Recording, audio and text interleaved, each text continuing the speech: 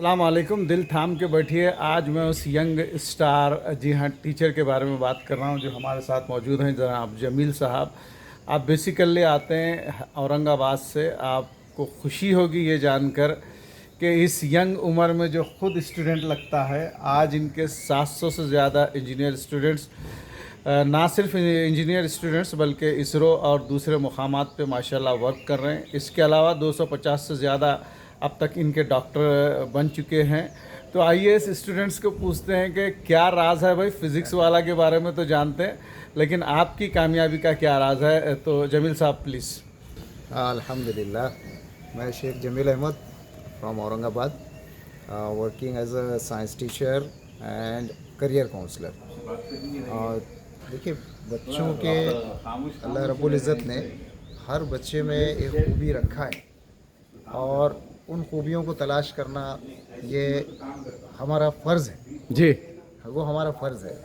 अब बहैसियत टीचर भी हमारा फ़र्ज़ है, बहैसियत पेरेंट्स भी हमारा फ़र्ज़ है।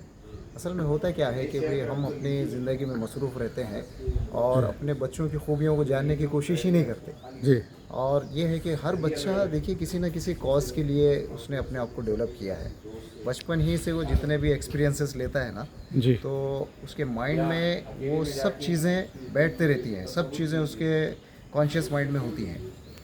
हमें ये चाहिए कि भाई कभी ना कभी तो भी उसके माइंड को हम तलाश करें कि भाई उसके क्या है, उसके जहन में वो क्या बनना चाह रहा है, मुस्तकबिल में वो किस तरह से कंट्रीब्यूट करना चाह रहा है। जाहिर बात है कि उसका कंट्रीब्यूशन जो रहेगा वो हमारे समाज के लिए बहुत ज़्यादा फ़ायदेमंद साबित होगा। और वैसे तो टीचर हमें सबसे पहले तो ये देखना चाहिए कि भाई हाँ, जैसा मेरा मसरूफ़ साइंस है, साइंस पढ़ाता हूँ मैं, तो I teach science at a passion level.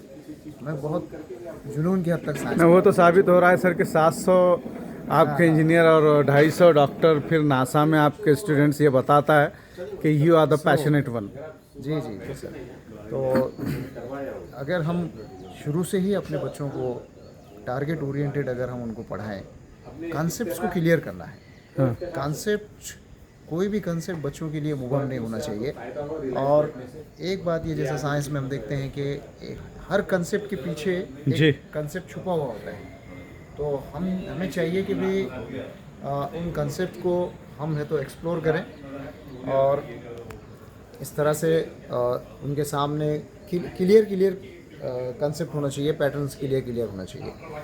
उसके बाद फिर मैं आपको ये बताऊं कि भाई बच्चों को एक्सपोजर देना चाहिए, एक्सपोजर। अलग अलग किस्म के, जी जैसा कि कॉम्पिटिटिव एग्ज़ाम्स के एक्सपोजर्स है।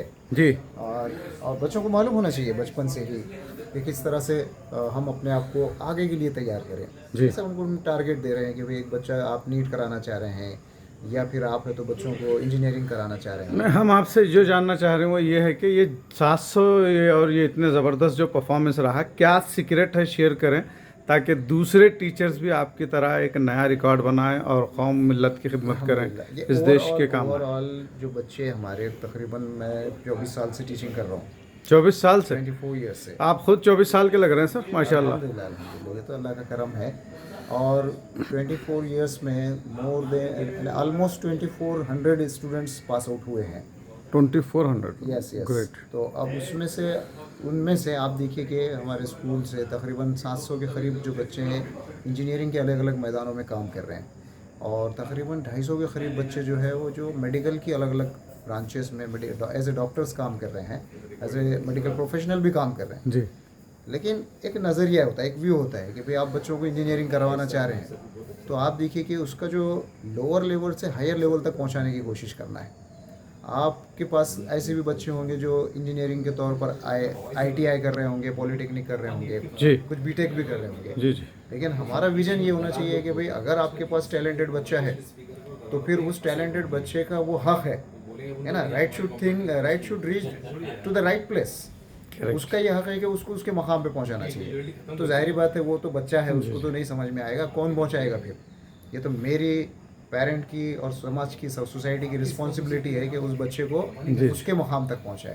अब वो डिज़र्व करता है कि वो IIT में जाए, तो हम सबका कलेक्टिव एफर्ट ये होगा जी जी हमारा ये कलेक्टिव एफर्ट होगा कि भाई हम उस बच्चे को आईआईटी तक पहुंचाने की पूरी कोशिश करें। इंशाल्लाह। फिर क्या हो सकता है भाई, हम क्या करें? जी। हमको बहुत कुछ नहीं करना है, बच्चे को आइडेंटिफाई करना है सबसे पहले कि भाई उसमें कौन से पोटेंशियल्स है, हाँ और वो बच्चा आपको 7वीं 8वीं 9वीं में आइडेंटिफाई हो जाता। बस आपका काम ये है कि उसको सही रहनुमाई करना है, डायरेक्शंस देना है उसको। और इस तरह से हिंदुस्तान के जो बड़े बड़े इदारे हैं जिनको हम INI कहते हैं, हाँ। इंस्टीट्यूट्स ऑफ नेशनल इम्पोर्टेंस, क्या बोले सर आप? INI, हाँ, ये हमारे टारगेट्स होना चाहिए। देखिए ये क्या है सर, बोलिए ज़रा डिटेल बताइए सामाइन इसके को। बारे में मैं आपको ये बता दूं कि देखिए हमारा जो एजुकेशन सिस्टम है, right from the central government to the state government और लोकल लेवल तक भी, तो आप देखिए कि इसमें बहुत सारे इंस्टीट्यूट्स काम करते हैं। उसमें आप इम्पोर्टेंट इंस्टीट्यूट जिसको हम बोलते हैं INI, that is institutes of national importance. मेरे ख्याल से सामाइन आप लोगों को सिर्फ पता होगा कि IIT, अब यहाँ बात हो रही है INI, तो इंस्टीट्यूट्स ऑफ नेशनल इम्पोर्टेंस में IIT इंक्लूड है। हाँ। और अगर आप देखेंगे ना, ये मोर देन 163 इंस्टीट्यूट्स है ऑल ओवर इन इंडिया, और उसमें आप देखिए कि पूरे IITs हैं, नियर अबाउट 23 IITs हैं, NITs हैं, उसमें आइजर है, आइजर Indian institute of science education and research. There are 7 ISERs are there, specially established for the scientific research and development. तो अब ये हमारे बच्चों को पता ही नहीं है ना, आइजर है, नाइजर है, TFIR है, Tata institute of fundamental research है जी। तो हमारे पास ये हो गया है कौम में भी और सब लोगों में भी ज़्यादातर कि बस नीट की तैयारी कराओ, नीट की तैयारी कराओ, नीट की तैयारी कराओ, या फिर इंजीनियरिंग की तैयारी कराओ। लेकिन हम ये कह रहे हैं कि बिल्कुल कराइए, लेकिन एक विज़न बड़ा रखिए और हमारे बच्चों को वो जो इंस्टीट्यूट्स है, INI इंस्टीट्यूट्स है, वहाँ भेजने की कोशिश करें हम। वो टॉप लेवल के इंस्टीट्यूट्स है, तो अगर आपका बच्चा वहाँ पे चला जाता है तो आप देखिए कि वो नेशनल एसेट बन जा रहा है ना। हाँ, और उस पर हर एक का हक है। सिर्फ वो अगर आप किसी इंस्टीट्यूट को विजिट करेंगे तो आप देखेंगे कि आपके कम्युनिटी के स्टूडेंट्स का परसेंटेज बिल्कुल निग्लिजिबल है जी, बहुत ही कम है, और वहीं पर आप देखेंगे कि अदर कम्युनिटीज़ के जो बच्चे हैं वो बड़ी बड़ी तादाद में हैं। लेकिन ऐसा नहीं है कि सिर्फ वो पर्टिकुलर कम्युनिटी के बच्चों के लिए ही इस्टेब्लिश हुआ है, ऐसा नहीं है। It is establish for all Indians, for all students from the every corner of the India. तो अब हमारी ये कोशिश होना चाहिए कि हमारे बच्चे भी वहाँ पढ़ें। बहुत अच्छी फैसिलिटीज़ होती है, बहुत अच्छा एटमॉस्फेयर, आप देख रहे हैं ना यहाँ पे, इतना अच्छा एटमॉस्फेयर आपको यहाँ नज़र आ रहा है। इंशाल्लाह सर, वक्त की कमी की वजह से रोकना पड़ रहा है। हम जो ही दोबारा आपके औरंगाबाद आएंगे तो और डिटेल You बात are करेंगे। most welcome in my city. Yes, yes, you are most welcome.